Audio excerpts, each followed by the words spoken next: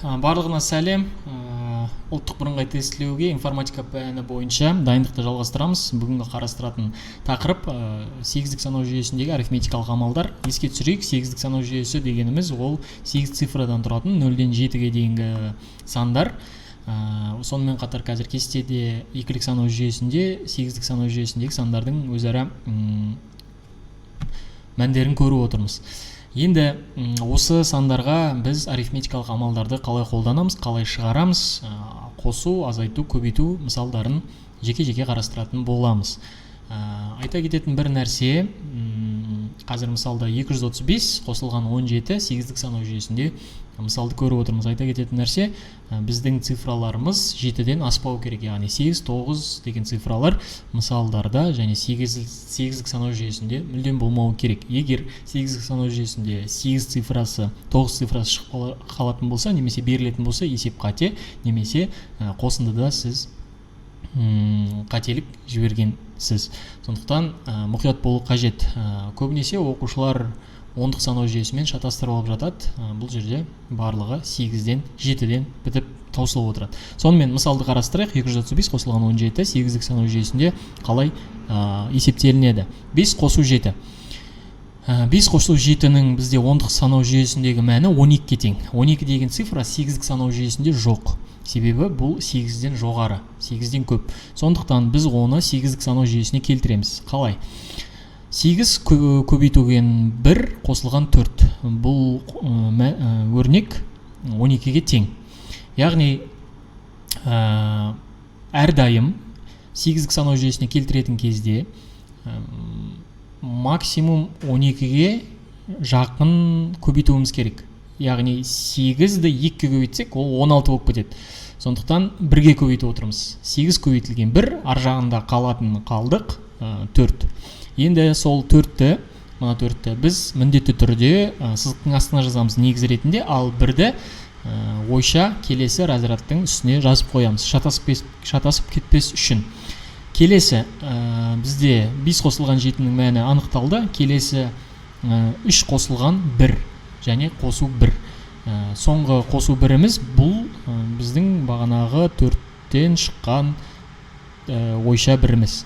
Сонда бұл теңдіктің мәні 5-ге тең, бұл өрнектің мәні 5-ге тең, ал 5 бізде 8-ден кіші, сондықтан біз жай ғана 5-тің өзін жаза саламыз. Әрмен қарай бізде 2 жай ғана орнына түсе қояды. Шыққан жауап бізде сегіздік санау жүйесінде 254-ке тең. Келесі енді мысал ретінде күрделірек мысал қарастырайық. Дәл сол 235-ті, бірақ 67-ге қосайық. Сегіздік санау жүйесінде 5 қосылған 7 қайтадан 12-ке тең. Бұл дегеніміз 8 көбейтілген 1 қосылған 4. 4-ті жазамыз. 1-ді ойша 3-тің үстіне жазып қоямыз. Келесі қосынды бізде 3 қосылған 6. Енді осы жерде назар аударамыз. 3 қосылған 6-ның мәні 9-ға тең. Ол 8-ден көп. Оған қоса бізде ойша 1 бар. Сонда біздің бұл өрнектің мәні 10-ға тең. 10 8-ден көп. Оны қалай келтіреміз? Оны бағанағы 5 қосылған 7 секілді 8 көбейтілген 1 қосылған 2 деп келтіреміз. Сондағы 2-ні жазамыз. Ал 1-ді негіз ретінде ойша 2-нің үстіне жазып қоямыз. Енді соңғы қалған 2-ге 1 қосамыз, 3. Сонда біздің жауабымыз 324 сегіздік санау жүйесінде.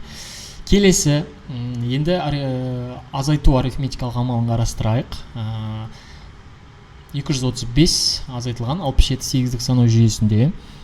Егер ондық санау жүйесі деп елестетсек, біз 5-тен 7-ні азайта алмаймыз. Көршілес тұрған 3 деген цифрадан біз бір ондық алатыныз. 10 қосу 5 азайтылған 7 деп қарастырып 8 деп жазатын едік. Бірақ бұл сегіздік санау жүйесі болғандықтан сәйкесінше біз көрші тұрған разрядтан 8 аламыз, 10 емес. Яғни 5 қосылған 8 азайтылған 7. Жауабымыз 6-ға тең. Шыққан мәнді 6-ны мына жерге жазып қоямыз. Келесі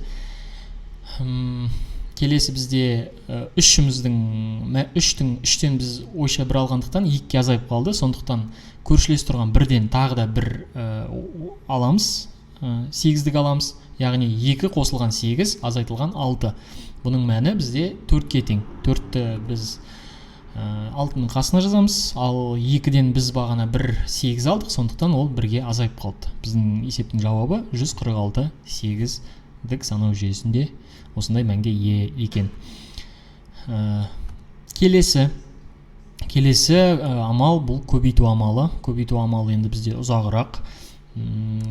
Кәдімгі көбейтудегідей бір разрядты барлық санға көбейтіп шығамыз. Яғни 10-дық санау жүйесінде біз 7-ні 5-ке көбейтеміз, 3-ке көбейтеміз, 2-ке көбейтеміз, содан кейін 6-ны 5-ке, 3-ке, 2-ге. Дәл солай 8-дік санау жүйесінде де көбейтіп шығамыз, бірақ бұл жерде өзіндік ерекшелігі бар. Қазір соларды атап өтейін.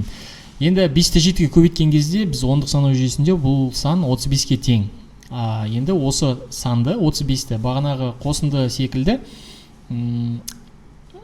келтіруіміз керек 8-дік санау жүйесіне. Яғни бұл дегеніміз 8 көбейтілген 4, қайталап айтам, максимум 35-ке жақын етіп 8-ді келтіру керек. Яғни 8 жердегі 4-ім бұл 32, қосылған 3, 35. Мәндері тең өрнектің. 3-ті мен мына сызықтың астына жазамын, ал 4-ті ойша 3-тің үстіне жазып қоям. Түсінікті ғой? Келесі 7-ні 3-ке көбейтеміз және бағанаға ойша 4-пен қосамыз. Мәні 25 болады. 25-ті келтіреміз. Бұл деген 8 көбейтілген 3 қосылған 1.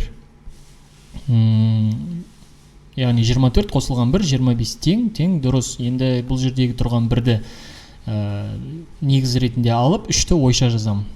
Келесі көбейту амалы бұл 7 көбейтілген 2 қосылған 3.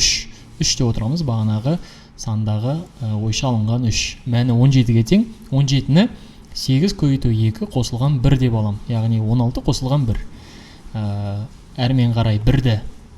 Енді соңғы, бұл 7 көбейту 2 соңғы амал ғой. Сондықтан ойланбай мұна 2 цифраны, 2 мен 1-ді 13-тің алдына жаза салсаңыз дұрыс болады. Міне 1, әрмен қарай 2.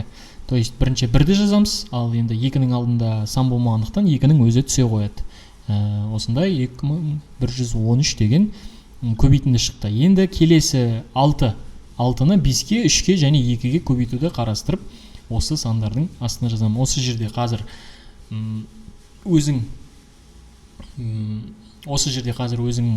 видеоны паузаға қойып шығарып көрсең болады.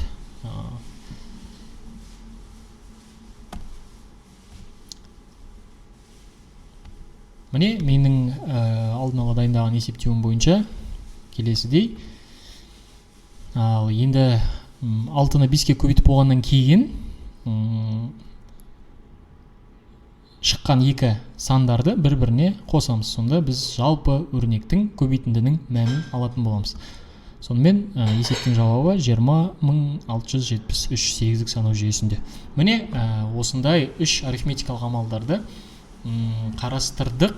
Есептелу жолы өте оңай, әрі түсінікті болды деген ойдамын.